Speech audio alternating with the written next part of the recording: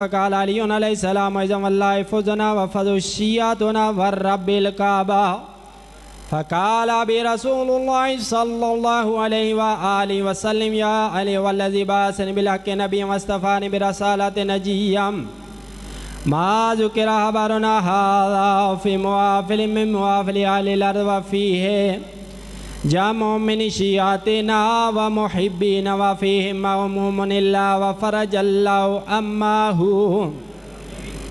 ولا مغموم اللہ وکشف اللہ غماہ ولا طالب حاجت الا وقضى اللہ حاجتہ فقال علی علیہ السلام وإذن واللہ فزنا وسعدنا وكذلك الشیعتنا فز وسعد فی الدنیا والآخرۃ ورب الکعبہ صلوات۔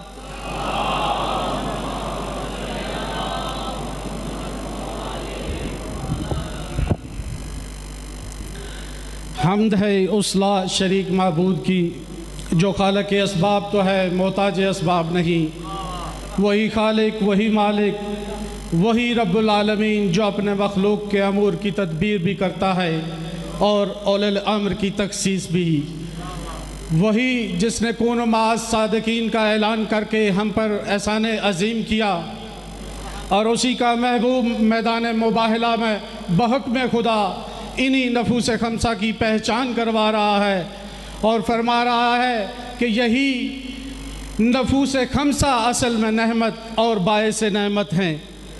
خداوند عالم مخدومہ عالمیان کی عزت و عظمت کے صدقے میں یہ جلیل القدر عبادت اپنی بارگاہ میں قبول و منظور فرمائے۔ تمام عزاداران مظلوم کربلا جہاں جہاں سے بھی چل کے یہاں پر آئے ہیں، ان کی جان مال عزت آبرو میں اضافہ فرمائے۔ جو بیمار ہیں بیمار کربلا کے صدقے میں ان کو شفائے کلی عطا فرمائے۔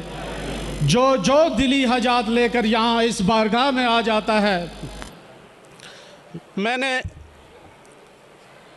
کل بھی گزارش کی تھی کہ یہ بارگاہ یہاں سے شفا ملتی ہے، یہاں پر جو بیماری پہ میں کیوں مناؤں گا، میں ان کے ساتھ بالخصوص تعاون کیا جائے کہ وہ ہمارے گارڈز ہیں، وہ ہماری حفاظت کر رہے ہیں، انہوں نے راستے کلیئر کروانے ہوتے ہیں۔ کل بھی ایک صاحب نے گاڑی غلط پارک کی تھی، علامہ صاحب نے یہاں سے پڑھ کے نکلنا ہوتا ہے فوراً، تو راستے میں بالخصوص میں کہوں گا کہ کسی کی گاڑی غلط پارک نہ ہو تاکہ کوئی دوسرا بندہ اس سے ڈسٹرب ہو سکے۔ بالکل جی، یہ ہماری حفاظت کے لیے یہاں کھڑے ہیں۔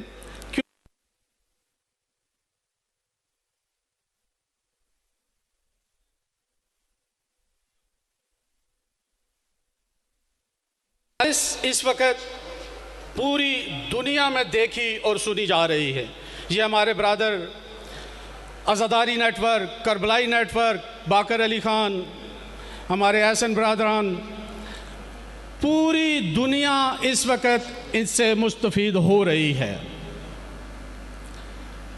تہذیب وقت کی پابندی اس لیے کی جا رہی ہے کہ انشاءاللہ جو وقت کہہ دیا اسی ٹائم پر علامہ صاحب نے خطاب فرمانا ہے تاکہ جو باہر سے لوگ آ رہے ہیں وہ اس سے مستفید ہو سکیں۔ 4 محرم الحرام پہ ہون حیدری میں سالانہ مجلس اعزا علامہ آصف جوہری صاحب کے علاوہ ملک کے نامور علماء و ذاکرین خطاب فرمائیں گے۔ مومنین سے شرکت کی استدعا امام بارگاہ قصر حسینیہ ٹھنڈا پانی میں رات 9 بجے ذاکر ملک مرتضیٰ نجفی صاحب خطاب فرمایا کریں گے۔ مومنین سے شرکت کی استدعا 1 صفر نظیر تمام ترامڑی چوک میں ہی مجلس اعزا ہوتی ہے۔ مومنین سے شرکت کی استدعا ہے۔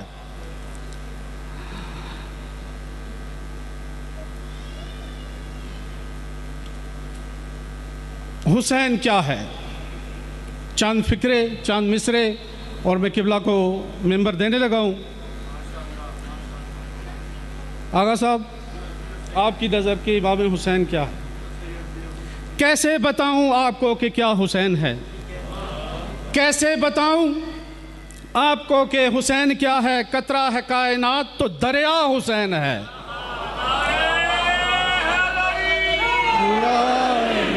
کیسے بتاؤں آپ کو کہ کیا حسین ہے، قطرہ ہے کائنات تو دریا حسین ہے۔ بچپن میں ہی یہ شان یہ عزت یہ مرتبہ، بچپن میں ہی یہ شان یہ عزت یہ مرتبہ، زلف نبی میں کھیلنے والا حسین ہے۔ اور اس کے لبوں کو چھونے کو ترس گیا پانی، اور اس کے لبوں کو چھونے کو ترس گیا پانی۔ ارے کون کہہ رہا ہے کہ پیاسا حسین ہے؟ حق و سلامتی و یقین و نماز کو، 4 لفظ ہیں امام حسین حسین میں، ہے سین یہ نون۔ حق و سلامتی و یقین و نماز کو یکجا اگر کریں تو نتیجہ حسین ہے۔ اور دنیا میں بھی جو شاہ مشرقین ہے، بے چینیوں کے دور میں بھی اس کو چین ہے۔ ارے باطل کے سامنے جو جھکائے نہ اپنا سر، سمجھو کہ اس کے ذہن کا مالک حسین ہے۔ یک زبان حیدری۔ گزارش کروں گا خطیب ولایت علی وکیل حق زہرا جناب علامہ قبلہ علامہ آصف رضا علوی صاحب کہ آئیں اور آج کی 1442 ہجری 2020 محرم حرام کی دوسری مجلس اعزاز سے خطاب فرمائیں، ان کی آمد کریں، اپنی عبادت کریں۔ نعرہ تکبیر، نعرہ رسالت، یک زبان نعرہ حیدری۔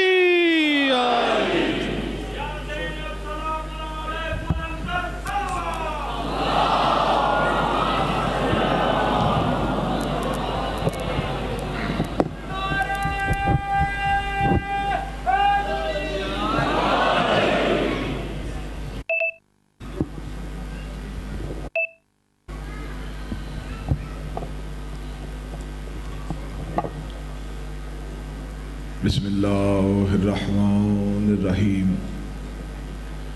الحمدللہ الذی جعلنا من المتمسکین بولایت امیر المؤمنین۔ اللہم ایاک نعبد و ایاک نستعین۔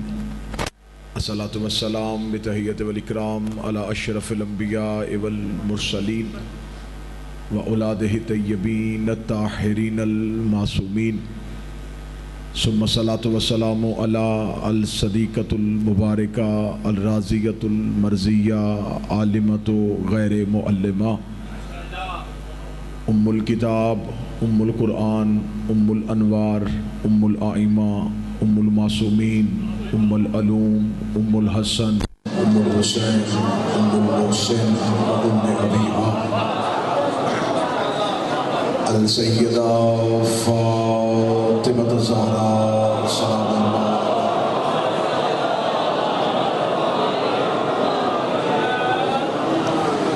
ولعن اللہ لا الہ الا هو والملائکۃ وأولو العلم قائما بالقسط لا الہ الا هو العزیز الحکیم۔ بلندر صلوات۔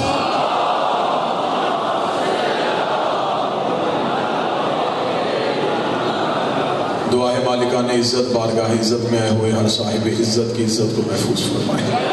آقا زادی اس عبادت کو اپنی بارگاہ میں قبول و منظور فرمائے۔ جتنے حاضرین و حاضرات اس عبادت میں شریک ہیں، میرا مالک سوائے غم حسین کے دنیا کو کوئی غم نہ دکھائے۔ موت کی ہچکی ہو زباں پہ ورد علی ولی اللہ جاری فرمائے۔ قبر کی پہلی رات ہو زیارت امیر نصیب فرمائے۔ قیامت کی صبح ہو شفاعت شفیع نصیب فرمائے۔ وارث کے ظہور میں تاجیل فرمائے۔ دعائیں قبولیت تک پہنچائیں، سہارا درود کر لیں بلند آواز سے صلوات اللہ۔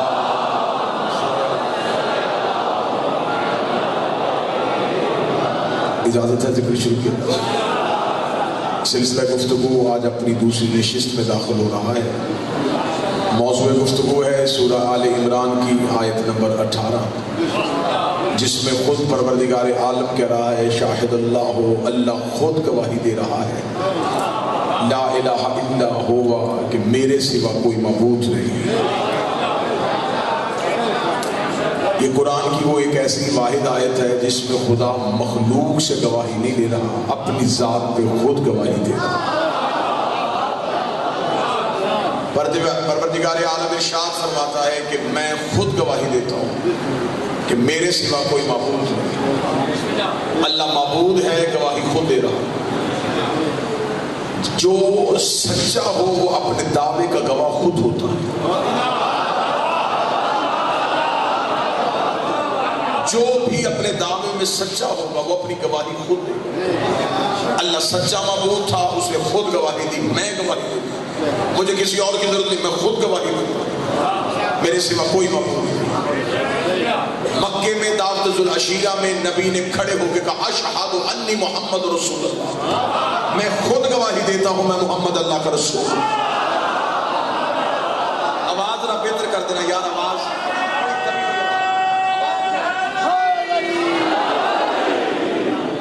اشہد انی محمد رسول اللہ، میں خود گواہی دیتا ہوں کہ میں محمد اللہ کا رسول ہوں۔ توجہ بیٹا، اللہ سچا تھا، خود گواہی دی، نبی اپنے دعوے میں سچے تھے، خود گواہی دی۔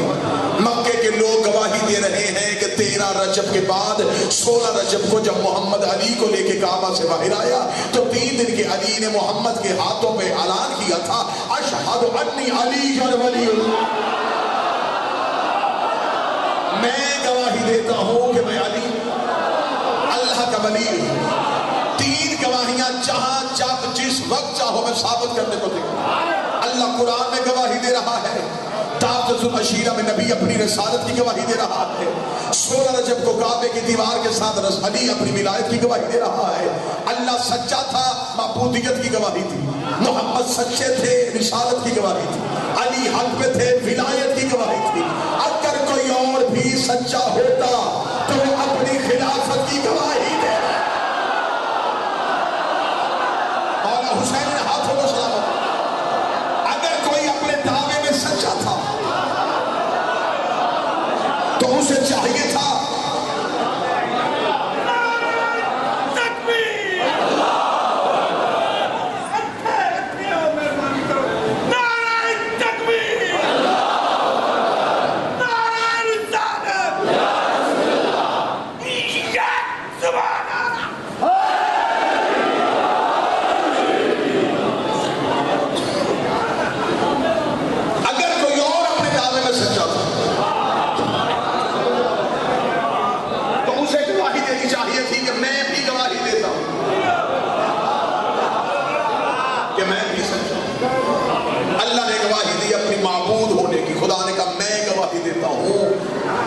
کہ میرے سوا کوئی معبود نہیں۔ جو گواہی اللہ نے دی وہی گواہی ہم دیتے ہیں، ہم بھی گواہی دیتے ہیں کہ اس کے سوا معبود کوئی نہیں۔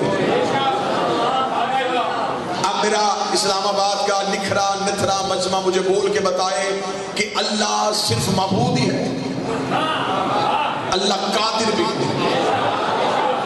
اللہ خالق بھی ہے، اللہ رازق بھی ہے، لیکن کلمے میں یہ نہیں کہا جاتا لا خالق الا اللہ، اللہ کے سوا کوئی خالق نہیں۔ کلمے میں یہ نہیں پڑھا جاتا لا رازق الا اللہ، اللہ کے سوا کوئی رازق نہیں۔ لا مالک الا اللہ، اللہ کے سوا کوئی مالک نہیں۔ کلمے میں کہا جاتا لیکن قدرت رکھ کے پھر مسجود کہلواتا اسے قادر مطلق۔ اور سب سے بہتر جو رزق ہے جسے رزق علم کہتے ہیں وہ علی کے ہاتھوں سے مانگتے ہیں۔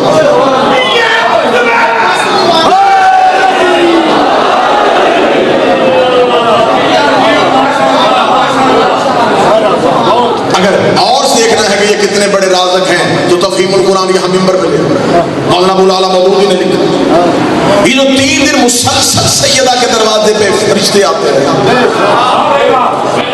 اور عین بالکل افطار کے وقت آ کے دروازے پہ دستک دے کر انا یتیم انا مسکین انا اسیر، ہم یتیم ہیں، ہم مسکین ہیں، ہم اسیر ہیں۔ مولانا مودودی نے لکھا یہ مکہ مدینہ کے فقیر نہیں تھے بلکہ اللہ کے بھیجے فرشتے تھے جو سیدہ کے دروازے سے 3 دن مسلسل روٹیاں مانگتے رہے ہیں۔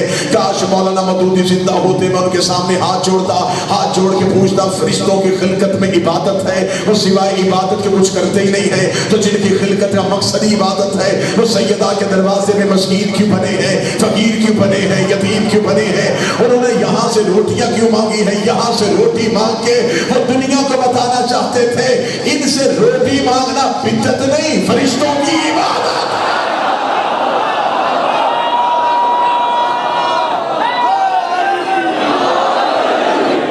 عبادت ہے۔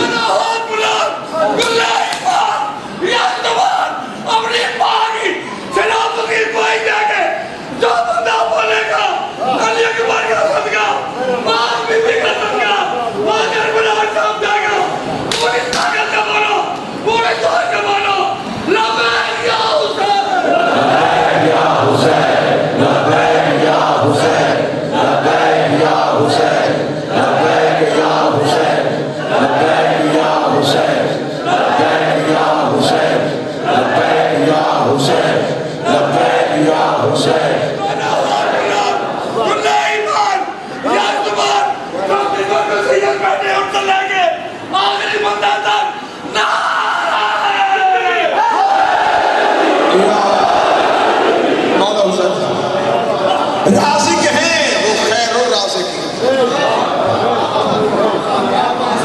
اور رزق تو ان کے دروازے سے بھی مل جاتا ہے۔ سب سے بہتر رزق علم ہے، وہ اللہ علی کے ذریعے سے باندھا ہے۔ یہی وجہ تھی کہ علم کے شہر کا دروازہ علی کو بنا۔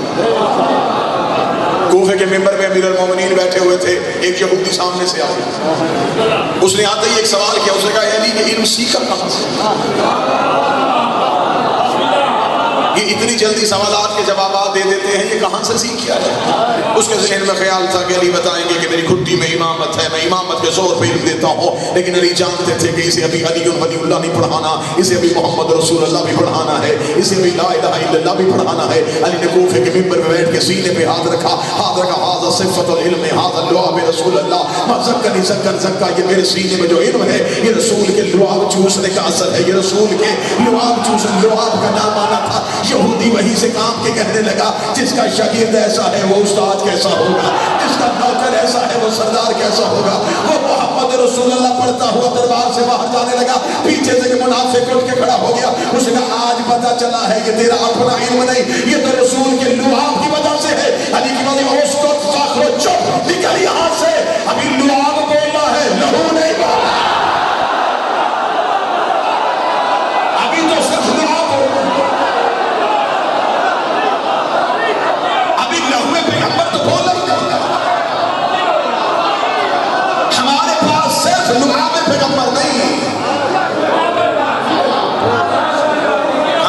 پیغمبر ہے۔ یہ دنیا آج تک جتنا علم لے رہی ہے یہ لعاب ہے۔ جب قائم آئے گا تو قائم کے ظہور کی علامات کیا ہیں؟ سائنس رک جائے گی، ٹیکنالوجی بریک کر جائے گی، اس لیے کہ تب لعاب نہیں بولے گا،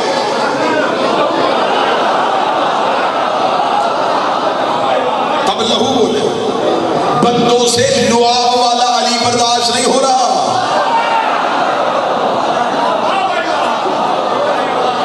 ابھی صرف لعاب بول رہا، لہو تو ابھی بول رہے۔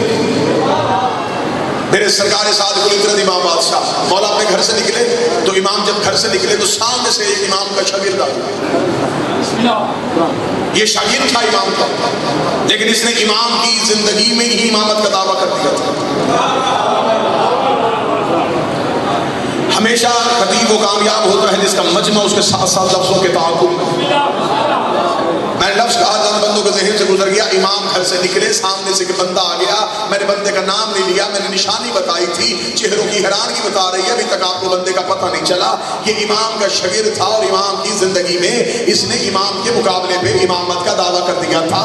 جو بندے ابھی بھی بات کھول کے سننا چاہتے ہیں تو میں ایک اشارہ اور کر دیتا ہوں. امام نے اسے آواز دی, ابو ادھر آ. اب تو بول پڑو. امام کا اشارہ کرنا تھا, ابو ادھر آ. یہ لوگوں کے ایک رش سے نکلا, امام کی جانب بڑھا. اس نے امام کا چہرہ دیکھا, امام کے ہاتھوں میں رسول والا عصا تھا, نبی کا عصا امام کے ہاتھوں میں دیکھا. جلدی سے آ کے لکڑی کے عصا کو چومنے لگا. جب یہ عصا چوم رہا تھا, امام نے کہا یہ کیا کر رہا ہے؟ کہنے لگا آپ کے ہاتھوں میں نبی کا عصا ہے, وہ عصا چوم رہا ہو. جب اسے کہا میں عصا چوم رہا ہوں, امام چلاؤ میں آ کے کہتے ہیں لکڑی کا عصا چوم رہا ہے. آستین الٹ کے امام نے کہا یہ لہو بھی محمد کا ہے, یہ خون بھی محمد.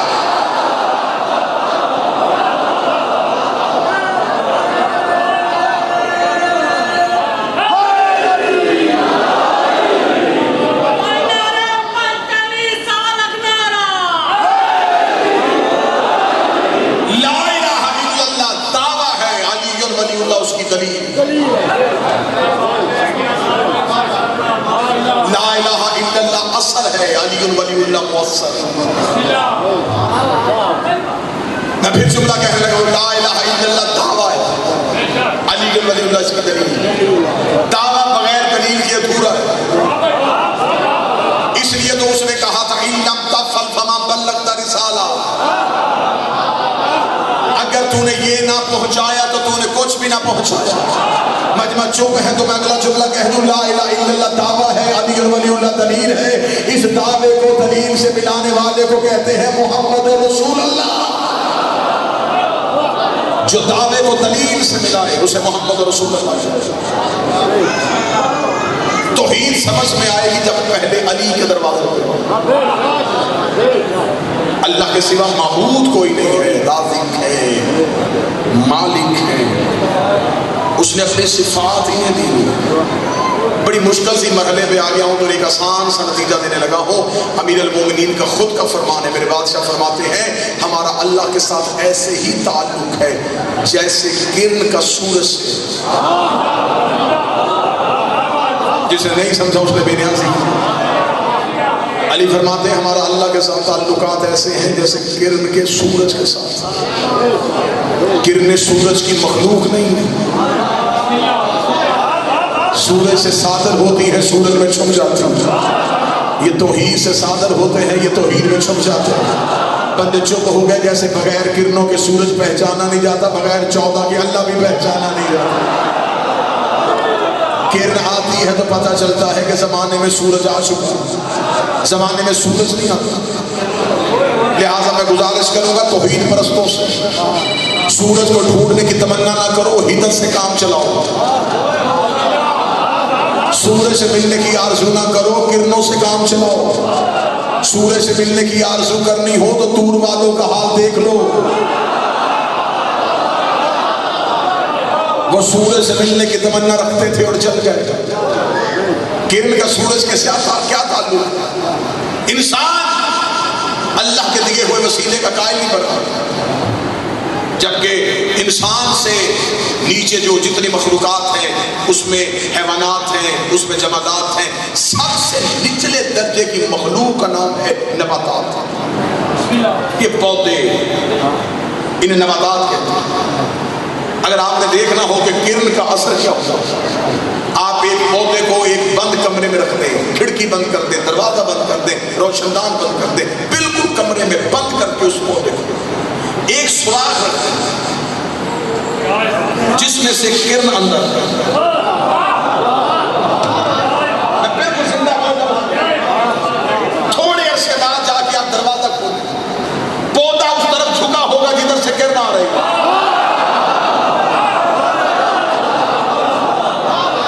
اسے پتا ہے کہ مجھے سورج نظر نہیں آ رہا, لیکن کرن سے تعلق بنا لوں گا تو یہ سورج تک پہنچا دے گی. کرن سے تعلق ہو جائے تو وہ سورج تک پہنچا دیتی ہے. 14 سے تعلق اچھا ہو جائے تو یہ اللہ تک پہنچا دیتی ہے.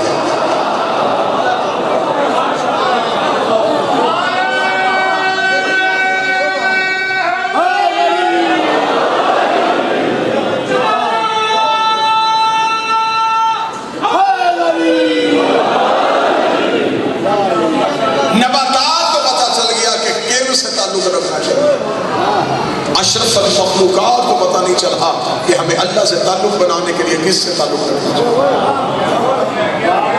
آج جو اٹھتا ہے وہی کہتا ہے لا الہ الا اللہ، نہیں کوئی سوائے اللہ کے. بڑی مشکل بات، بڑی مشکل بات. بڑے اچھے طریقے سے آپ کو سنانے لگا. سادات کی موجودگی میں دعا لیتے لا الہ الا اللہ، نہیں کوئی سوائے اللہ کے. یہ جو تم نے کلمے میں نفی کی ہے، یہ کس کی؟ اس کی ایگو بند کر دو، گوش بند کر دو. یہ جو تم نے کلمے میں نفی کی ہے نا کہ نہیں، یہ کن کو کہا ہے کہ نہیں؟ بالکل اطمینان سے بات سنیے گا، بات ضائع نہ کی. اس بات کو ذہنوں میں اتنا محفوظ کر لیجیے، ہر بندے کے سامنے یہ سوال رکھیے. یہ جو تم کلمے میں کہتے ہو کہ نہیں کوئی سوائے اللہ، یہ نہیں کس کو؟ نفی کس کی؟ کس کی نفی کر کے اللہ منوایا؟ اب تو جواب مخلوق دے گی، میں جواب سنانے لگا. وہ کہتے ہیں کہ بتوں کے درمیان کھڑے ہو کے کہا گیا تھا یہ اللہ نہیں ہے، یہ اللہ نہیں سوائے اللہ کی. اس لیے کہ بتوں کی نفی کی تھی اللہ منوانے کے لیے. جب تمہیں بندہ یہ جواب دے تو اس کی میری طرف سے اسے سوال کرنا، حضرت آدم کے دور میں کلمہ کیا تھا؟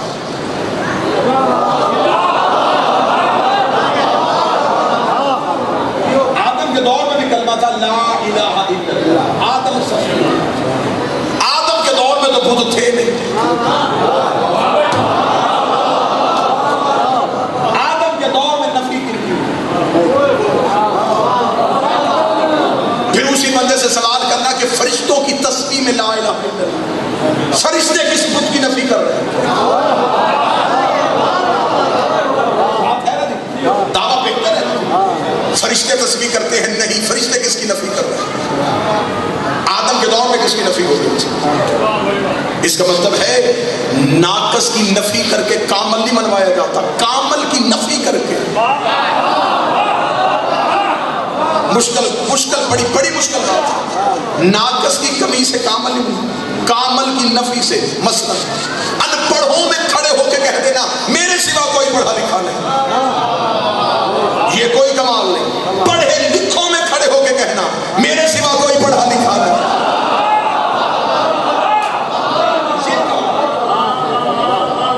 ان پڑھوں میں پڑھا لکھا ہونا کمال نہیں، پڑھے لکھوں میں پڑھا لکھا ہونا کمال. بندے چپ ہیں، میں مثال آسان دینے لگا ہوں. عورتوں کے چھرمن میں کھڑے ہو کے کہنا میرے سوا کوئی مرد نہیں، یہ کوئی کمال نہیں ہے. کمال اس بات پہ ہے کہ سارے ہی مرد کھڑے ہوں اور محمد کہہ رہے ہوں لا فتح الا علی، علی کے سوا یہاں مرد ہی کوئی نہیں.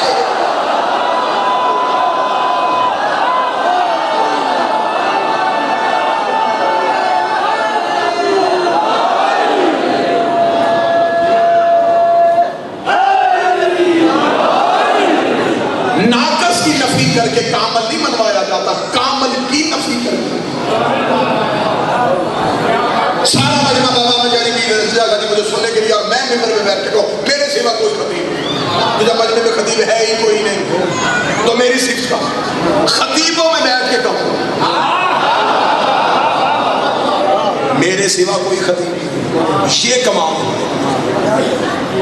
اب بتوں کے درمیان بیٹھ کے کہا جائے گا کہ اللہ کے سوا کوئی معبود نہیں.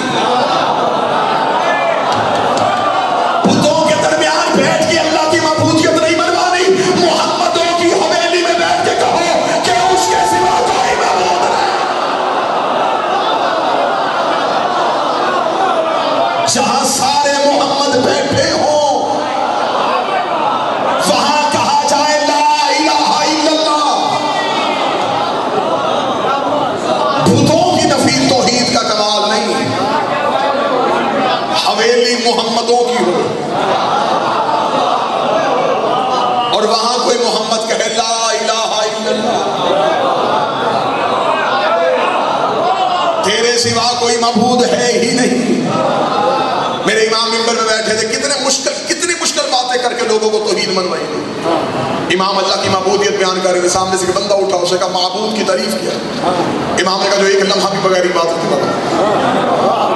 اس کا مسجود کی تعریف کیا ہے، فرمایا جو ایک لمحہ بھی بغیر سجدے کے نہ رہا.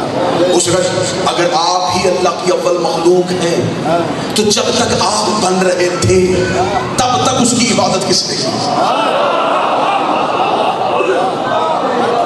اگر آپ آدم سے بھی پہلے ہیں، ٹھیک ہے پہلے ہیں، تو جب تک آپ بن رہے تھے اس کی عبادت کس نے کی؟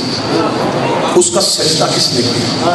اگر وہ لمحہ بغیر عبادت کے رہا ہے تو پھر وہ معبود کیسا، پھر وہ مسجود کیسا؟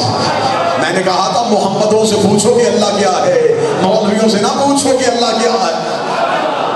وہ بغیر عبادت کے کیسے رہا، وہ بغیر سجدے کے کیسے رہا؟ اگر آپ ہی اول مخلوق ہیں تو آپ کو بنانے کے لیے، آپ کے نور کو ظاہر کرنے کے لیے اسے کوئی وقت چاہیے ہوگا. جب وہ وقت تھا تو اس وقت میں عبادت نہیں ہوئی، اس وقت میں سجدہ نہیں ہوا، پھر وہ معبود کیسا، پھر وہ مسجود کیسا؟ امام کے چہرے میں مسکراہٹ آئی. اس نے مشکل سوال کیا، آپ مسکرا رہے ہیں. امام نے فرمایا تو کیا سمجھتا ہے اللہ نے ہمیں کسی علیحدہ شے سے خلق کیا ہے؟ فرمایا نحن مشیۃ اللہ، ہم اللہ کا ارادہ بن کے اللہ کی عبادت کر رہے تھے. جب سے اللہ ہے تب سے ارادہ ہے. ہم مشیت پروردگار ہیں، ہم ہیں توحید کا ارادہ.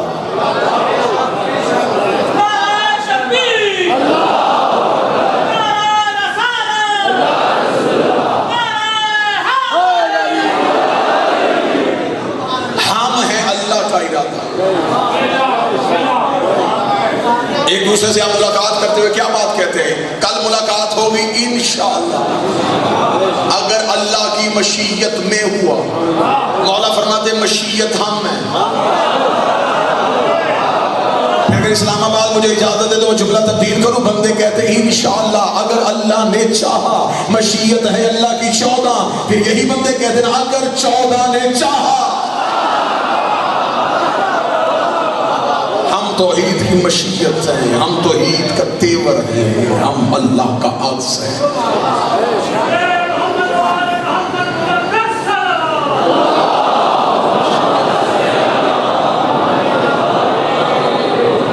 خشک موضوع ہے لیکن میں کوشش کروں گا کہ احسن طریقے سے. فرمایا ہم ہیں وہ جنہوں نے پہلے کہا لا الہ الا اللہ، نہیں ہے کوئی سوائے اللہ کے. آدم نے اللہ دیکھا نہیں تھا، سنا تھا. میں پوری ذمہ داری کے ساتھ کہہ رہا ہوں، کوئی ایک آیت قرآن کی دکھاؤ کہ آدم نے کہا ہو کہ میں نے اللہ دیکھا. آدم نے دیکھا نہیں، سنا. نوح نے دیکھا نہیں، ابراہیم نے دیکھا نہیں، موسیٰ نے دیکھا نہیں. ممبر پہ بیٹھے ہوئے ہیں حضرت امیر المومنین. آؤ پہلے آدم سے پوچھو. آدم سے لوگوں نے کہا اللہ ہے، اس نے کہا ہے. انہوں نے کہا دلیل، اس نے کہا گردش لیل و نہار یا زمین و آسمان، یہ نظام شمسی، یہ اس بات کی علامت ہے کہ اللہ ہے. نوح سے پوچھا اللہ ہے؟ ہاں ہے. دلیل؟ فرمایا یہ سفینہ. ابراہیم نے کہا اللہ ہے. کیسے؟ نار نمرود کا ٹھنڈا ہونا. موسیٰ نے کہا اللہ ہے. دلیل؟ فرمایا عصا. عیسیٰ نے کہا اللہ ہے. فرمایا دلیل؟ فرمایا ید بیضا. علی سے پوچھا گیا اللہ ہے؟ فرمایا ہے. فرمایا دلیل؟ فرمایا ہاں.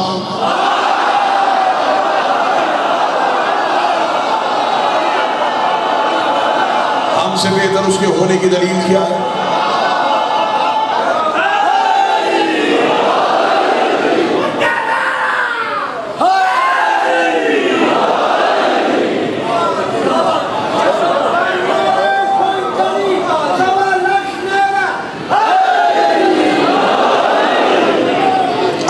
اللہ کو بغیر آل محمد کے ڈھونڈنے کی کوشش نہ کرنا.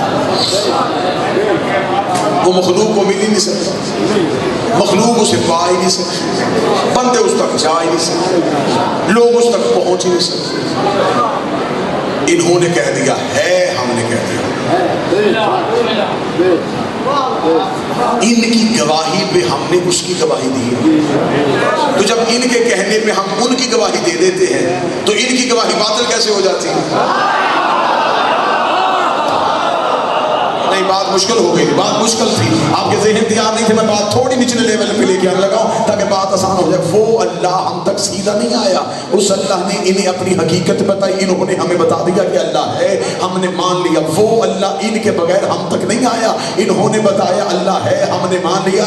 جو اللہ طاقت ہونے کے باوجود ان کے بغیر ہم تک نہیں آتا، ہماری عبادت ان کے بغیر قبول کیسے کر؟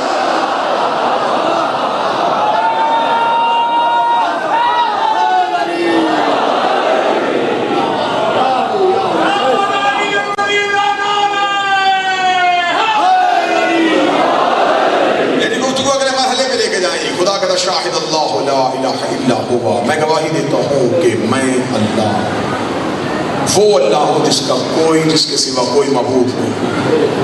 آگے دیکھیے گا جی، اگلی آیت کا اگلا ٹکڑا پڑھنے لگا جی، یہاں تک بات رک گئی، آگے جانے لگے والملائکۃ، تو خدا کہتا اور میرے فرشتے گواہی دیتے ہیں کہ میرے سوا کوئی معبود نہیں۔ اب یہاں پہ اگر آپ شیعہ کتابیں چاہیں بابا جی توجہ فرمائیے گا سر، اگر شیعہ کتابیں چاہیں تو شیعہ کتابوں کی تو بے شمار حوالہ، اہل سنت حوالہ دینے کو امام راغب اصفہانی کا، انہوں نے لکھا کہ جو فرشتے گواہی، اس آیت کی تفسیر میں لکھا کہ فرشتے گواہی کیسے دیتے ہیں۔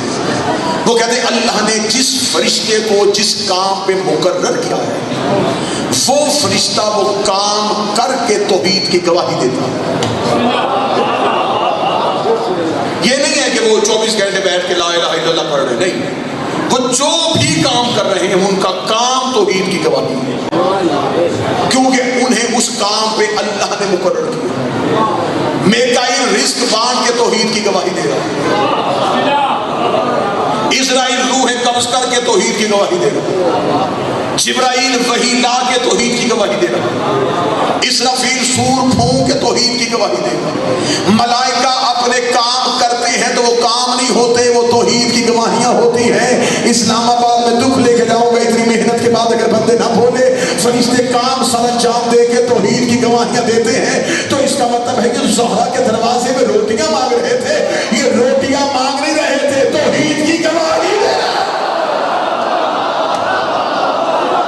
ان کا روٹی مانگنا توحید کی گواہی، صرف روٹی مانگنا نہیں، جبریل کا جھولا جھلانا توحید کی گواہی، زہرا کی چکی چلانا بولو توحید کی گواہی، فترس کا جھولے سے مس ہونا توحید کی گواہی۔ یہ فترس فرشتہ اللہ کا عذاب یافتہ تھا، کتابیں کہتی ہیں اللہ نے صرف اس پہ الزام ہی نہیں تھا، جرم نہیں تھا، سزا دی ہوئی تھی، سزا یافتہ تھا۔ یہ نہیں کہ اس کا فیصلہ بھی ہونا تھا، کر دیا تھا، سزا دے دی تھی اللہ نے، بلکہ میں نے خود اپنی آنکھوں سے کتابیں پڑھا ہے کہ اس کو یہ سزا دی گئی ہوئی تھی کہ اسے اس کی پلکوں کے ساتھ الٹا لٹکایا ہوا تھا، اس کے بالوں پر چھینے ہوئے تھے، سزا یافتہ حسین نے چھڑوا لیا۔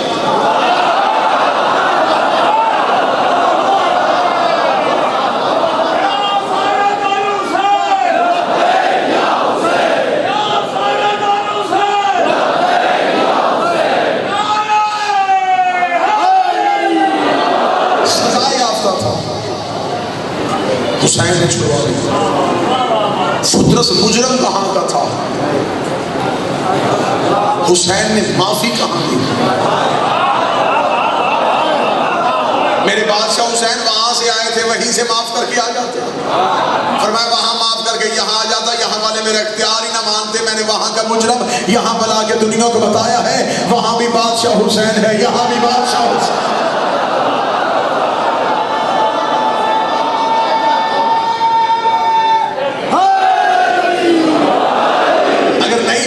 چاہتے ہو تو کتابیں کہتی ہیں کہ فترس تخلیق آدم سے پہلے کا مجرم تھا،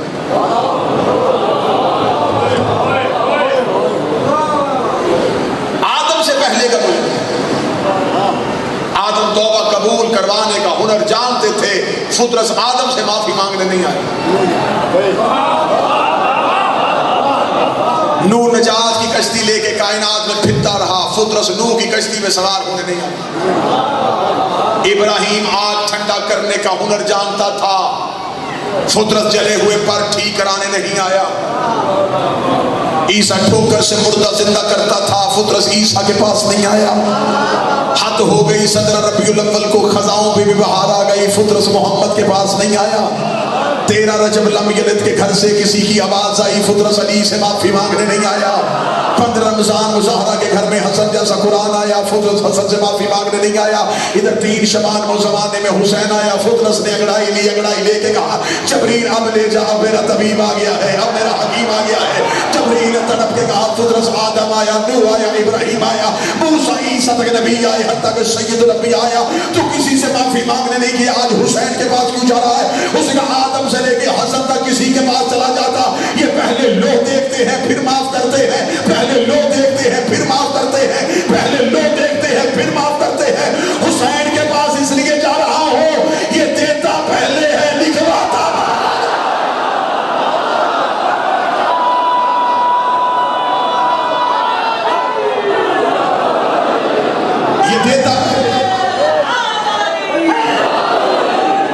یہ دیتا پہلے ہے، لکھواتا بعد. عرش کا مجرم تھا، فرش پہ حسین نے معاف کیا. اور معاف کیسے کیا تھا؟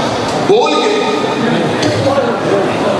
ہاتھ لگا کے، چھولنے سے بس. اے قریب کربلا اتنی دور سے آیا. دور کے مریض کو حکیم پہلے دیکھتے ہیں. دور سے آیا ہے حسین، ہاتھ لگا کے اسے شفا دے. حسین کہتے ہاتھ لگا کے شفا دے سکتا تھا. اگر فطرس کو ہاتھ لگا کے پر دیتا، قیامت تک مولوی پھونک دیتا. جب تک حسین تھا تب تک شفا ملتی رہی، جب تک حسین تھا تب تک شفا ملتی رہی، جب تک حسین تھا تب تک شفا ملتی. حسین بھی چلا گیا، شفا بھی چلی گئی. میں نے اپنے گہوارے سے بس کر کے اس کی زبان بند کی ہے. جب تک حسین نہیں، جو چیز حسین کی ہو جائے، جو چیز حسین کی ہو جائے، جو چیز حسین کی ہو جائے، جو چیز حسین کی ہو جائے. اب قیامت تک شفا دیکھنی ہے، یہ نہ دیکھنا حسین کہاں ہے. دیکھو علم کہاں ہے، تعزیہ کہاں ہے، چھولا کہاں. جو چیز حسین کی ہو جائے. مس ہونا تیرا کام ہے، شفا دینا حسین. وہاں کے مجرم کو یہاں بلا کے معاف کیا. فطرس نے پر لے کے توحید کی گواہی دی. اور جب اسے پر مل گئے، اس نے جملہ بھی ایسا کمال بولا. اس کا پروں کا ملنا تھا. اسے کہا انا عتیق الحسین، مجھے حسین نے آزاد کیا. نہ اسلام آباد انصاف کرنا میرے ساتھ. عتیق عربی زبان میں کہتے ہیں آزاد کردہ. عربی زبان میں آزاد کے لیے کئی لفظ اور بھی. طلاق کا جو لفظ ہے یہ بھی آزاد کے لیے. تلقا، بسم اللہ، یبنہ تلقا، یہ میری شہزادی نے شام کے دربار میں کھڑے تخت والے کو کہا تھا یبنہ تلقا، او ہماری آزاد کردہ کنیز کے بیٹے. عربی زبان میں اتنی فصاحت ہوتی ہے جی. آپ عربی کی اس فصاحت کو سمجھ گئے، سارا دن آپ داد دیں گے. عتیق اور ہے، تلقا اور. تلقا وہ آزاد ہوتا ہے جسے آزاد کر کے کوئی تعلق نہ رکھا جائے. اس لیے کہتے ہیں طلاق دے دی، اب کوئی تعلق نہیں. اس لیے مذہب شیعہ میں دوبارہ نکاح نہیں. تلقا اس آزادی کو کہتے ہیں جس کے بعد واپسی ناممکن ہو. عتیق اس آزادی کو کہتے ہیں آزاد کر کے پھر واپس بنا لیا جائے. حسین نے فطرس کو آزاد کیا. فطرس سے کہا میں حسین تجھ سے تلقا نہیں چاہتا، مجھے آزاد کرنا ہے، مجھے عتیق بنا کے آزاد کر. حسین نے کہا تجھے عتیق بنایا. فطرس نے اللہ کی طرف دیکھ کے کہا اب اس نے مجھے آزاد کر دیا ہے، میرے عہدے پہ بحال کر. اب مجھے بتا میری ڈیوٹی کیا ہے. فرمایا اب تجھے حسین نے آزاد کیا ہے، اب عرش پہ آنے کی کوشش نہ کرنا، اب حسین کے دروازے میں بیٹھا رہے. فطرس 10 محرم تک حسین کے ساتھ ساتھ رہا.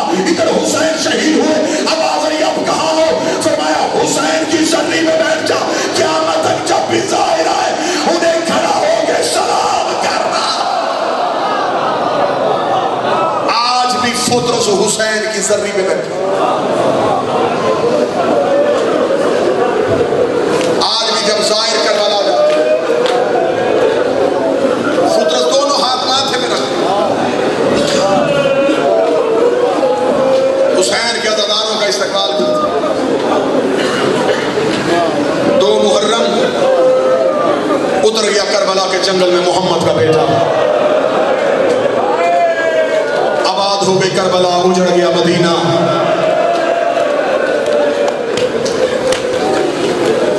آج 2 محرم سواریاں رک گئی, سوار گھوڑوں سے اتر گئے, محملوں سے چیخوں کی آواز آئی. علی کی بیٹی رو کے کہتی ہے عباس حسین سے پوچھے کون سی جگہ ہے.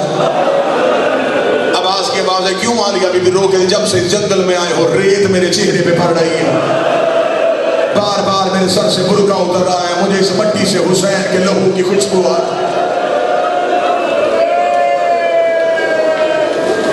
تیاری مدینہ سے کل 3 محرم سن لینا. آج 2 محرم میرا جی چاہتا ہے کہ آج کے دن اسی لمحے کا مضمون پڑھیں. اس لمحے حسین بات حر نے آگے حسین کے گھوڑے کی لجام میں ہاتھ ڈالا. پورا میرا مضمون ہے حر کے آنے کا, لیکن کیونکہ فضائل اپنے حصے کا پڑھ چکا, حر نے آگے حسین کے گھوڑے کی لجام میں ہاتھ ڈالا. حسین نے آنکھیں بند کر تیری ماں تیرے ماتم پہ روئے. اتنا کہنا تھا, حر نے اپنی مٹھیوں کو بھینچا, آنکھوں کو بند کر کے حسین تو نے میری ماں کو کہہ دیا میں تیری ماں پہ سوائے درود کے کچھ پڑھ نہیں سکتا. اتنا کہنا تھا, پچھلے محمل سے آواز ہے عباس حر کو کہ زینب بہن تجھے سلام کہہ رہی ہے. عباس رو کے کہنے لگا اس نے تیرے بھائی کے گھوڑے کی لجام میں ہاتھ ڈالا ہے, تو اسے بھائی کہہ کے سلام کر رہی ہے. زینب رو کے کہتی اس نے جنگل میں میری ماں کا حیا کیا, اس نے جنگل میں میری ماں زہرا کا حیا کیا. اس سے کہہ زہرا کی بیٹی تجھے سلام کہہ رہی. اور کی آواز آئی علی کا بیٹا ہم تجھے کوفہ نہیں جانے دیں گے, تجھے اسی جنگل میں اترنا پڑے گا. حسین کہتے میری منزل کوفہ تھی بھی نہیں, میری منزل بھی یہی تھی. حسین اپنا گھوڑا نشکیر کی طرف لے کے گئے. حسین گھوڑے کے زین سے اتر. مقتل کہتے حسین نے ایک بکی آگ کی, حسین نے سونگی, وہ آسمان کی طرف کر کے کہا قالوا انا للہ و انا الیہ راجعون. یہ کہہ کے حسین نے ریت کربلا کی پھینکی. آواز آئی عباس یہاں خیمے لگا.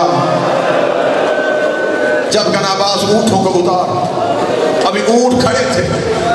حسین کی آواز آئی عباس رک, پہلے پتہ کر اس جگہ کا مالک کون. عباس پتہ کر گیا یہ جگیر کس کی ملکیت ہے. عباس نے گھوڑے کو کربلا کے چاروں طرف دوڑایا, دیکھا کہ دور ایک قبیلہ بیٹھا. عباس اس قبیلے میں رہے. یہ قبیلہ بنی اسد کا قبیلہ تھا, چھوٹا سا قبیلہ تھا, بچے گلیوں میں تھے, بزرگ ایک جگہ پہ اکٹھے تھے. عباس نے کہا تمہارے قبیلے کا بزرگ کون؟ کہا محمد بن یحییٰ ہمارے قبیلے کا بزرگ ہے. عباس نے کہا میں اس سے ملنا چاہتا ہوں. قبیلہ بنی اسد کے نوجوان وہاں لے گئے جہاں بنی اسد کا بزرگ تھا. اسے جب گھر سے باہر نکالا گیا اس کی حالت کیا تھی, کمر نون کی طرح جھکی, داڑھی سفید, ابرو جھکے ہوئے, ہاتھ میں رشا. عباس کے سامنے آیا, عباس کا چہرہ دیکھا. عباس کا چہرہ دیکھے کہنے لگا کہاں سے آئے؟ عباس کی آواز ایک مسافر ہے, کیوں میرے قبیلے میں آئے؟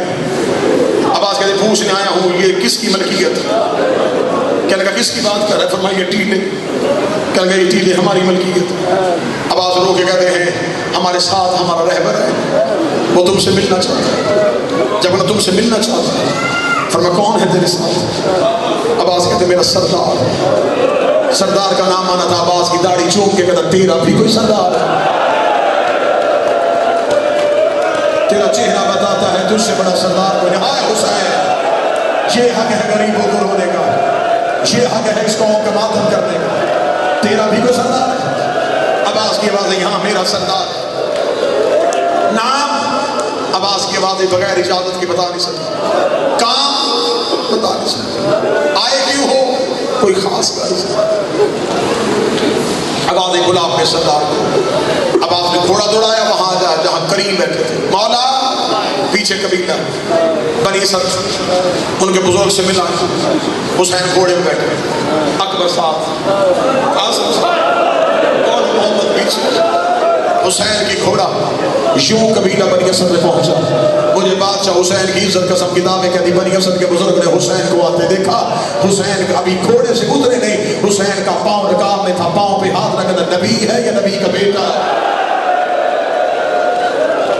تو کوئی نبی ہے یا کسی نبی کا بیٹا؟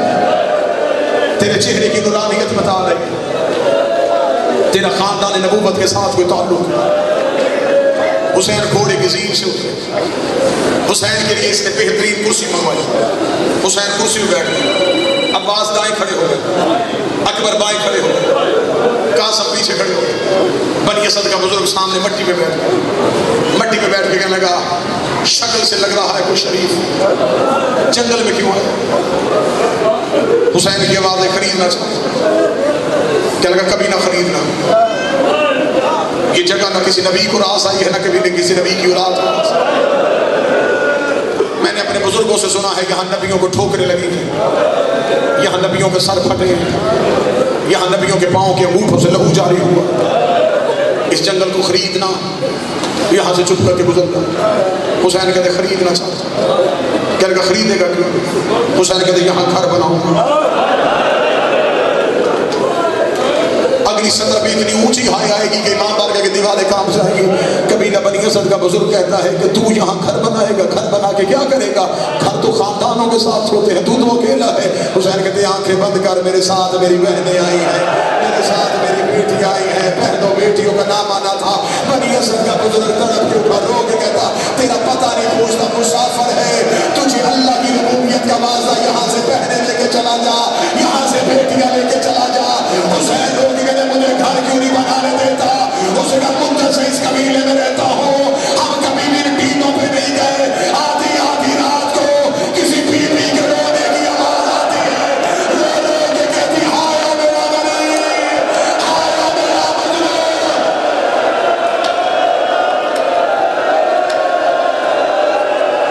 یہ حق ہے غریبوں کو رونے.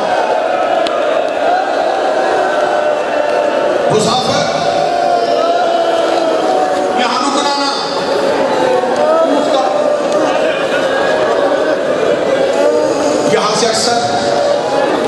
رونے کی آوازیں آتی ہیں, اور یہ چند دن جو گزرے روزانہ آتی ہیں. کوئی ایسی چیخیں مار کے روتی ہے, ہمارے دل بند ہو گئے. حسین کی آنکھیں بند, حسین کی آواز آئی یہی گھر بناؤ. وہ جس کی آوازیں آتی ہیں وہ میری ماں زہرا. زہرا کا نام آنا تھا. بنی اسد کا بزرگ زمین پہ گر گیا, کہنے لگا مدینے والی زہرا, محمد کی بیٹی زہرا.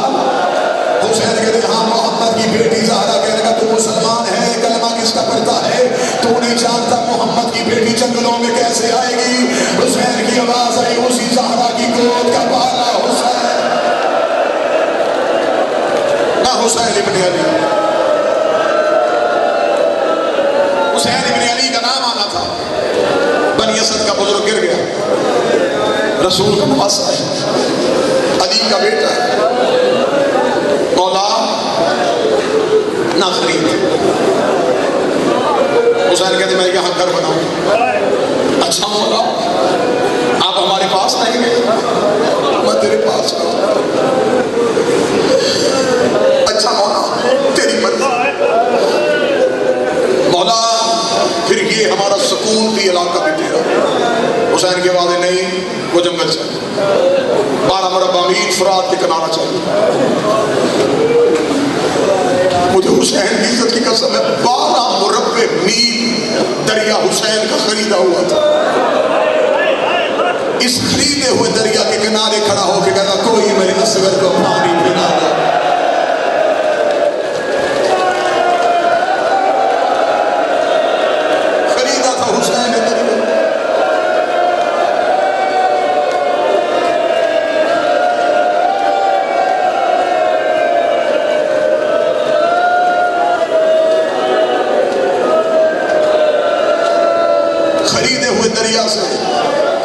خیمے ہٹا دیے. حسین کی بات بڑی جلدی ختم کرو. حسین کی آواز آئی جگیر بیچ. کہنے لگا پھر کیسے بیچوں؟ حسین کی آواز نہیں بیچ, قیمت مانگ. 60,000 دینار میں سودا طے پایا. حسین کا 60,000 دینار دیتا ہوں. حسین وہاں سے اٹھے, گھوڑا دوڑا زینب کے خیمے میں آئے. عالیہ میں یہ جگہ خریدنے لگا ہوں. حسین کتنے میں سودا ہوا؟ 60,000 دینار میں. روک دی حسین یار روک. جلدی سے گئی اپنا صندوق کھولا, صندوق سے 30,000 دینار نکالے. روکے گا 30 تو ڈال, 30 میں ڈالتی ہو. میں تیری شریکت اور حسین بہن ہوں, آدھی تیری ہوگی آدھی میری ہوگی. لیکن حسین ایک وعدہ کرنا, تو سجاد کے نام کرنا, میں اور کے نام کرتی ہو. ایسے کر اکبر تیرا بھی بیٹا ہے, اکبر میرا بھی بیٹا ہے. کربلا کی جگیر اکبر کے نام لکھ دے. شام غریبہ سکینہ رو کے کہتی رہی اماں مجھے اکبر کی جگیر میں تماچے مارے. حوصلہ حوصلہ, ہاتھ پکڑو, ہاتھ پکڑو جو قریب ہے. حوصلہ حوصلہ حوصلہ. اگلے جملے میں سر اکبر کے نام لکھوا. 60,000 دینار میں کربلا کی زمین کا آج کے دن سودا طے پایا. حسین نے کہا یہ 60,000 دینار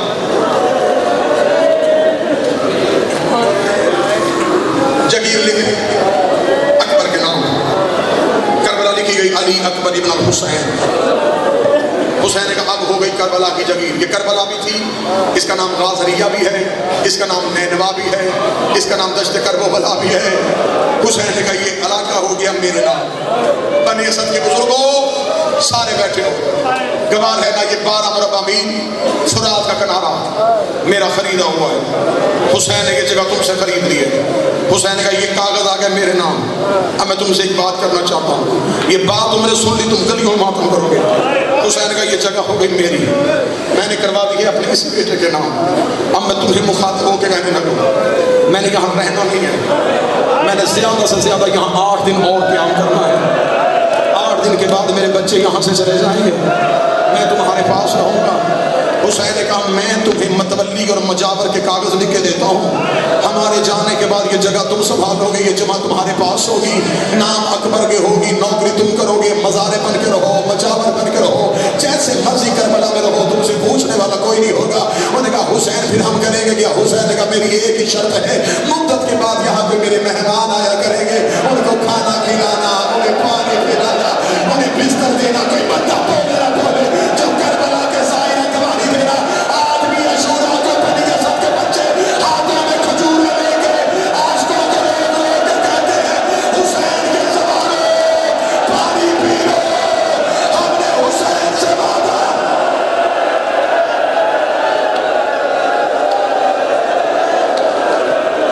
میرے مہمان کھاتی نہ بھیجنا, میرے مہمانوں کو پیاسا نہ بھیجنا. چلو سواروں سے پوچھو, آج بھی بنی اسد محرم میں بیٹے بیٹیاں لے کے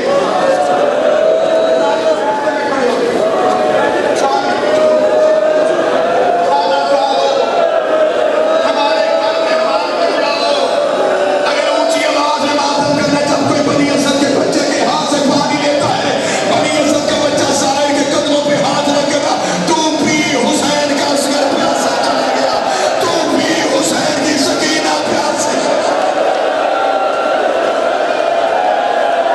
اجرکم اللہ, اجرکم اللہ, اجرکم.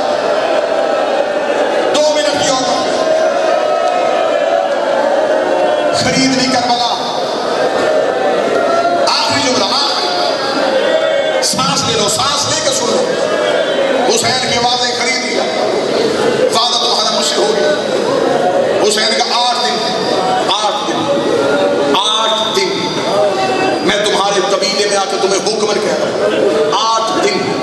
آج ہے 2 محرم, 10 محرم کی شام تک تمہارا کوئی بچہ اتر نہیں جائے گا, تمہارا کوئی جوان نہیں جائے گا, تمہاری کوئی عورت نہیں جائے گی. وہاں سے چیخوں کی آوازیں بھی آئیں تو نہ آنا. بنی اسد کا بزرگ دیکھ کے کہنے لگا وہاں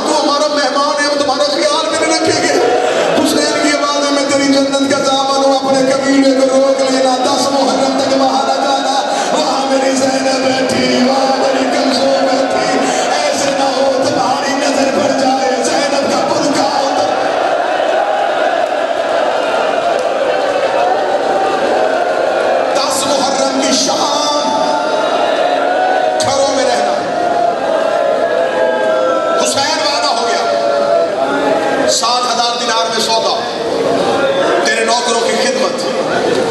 اگلے 8 دن ہم نے اس جنگل میں جانا نہیں۔ حسین اگلا ہو، حسین کے بعد ایک آخری ہو، یہ کہہ کے اللہ حافظ۔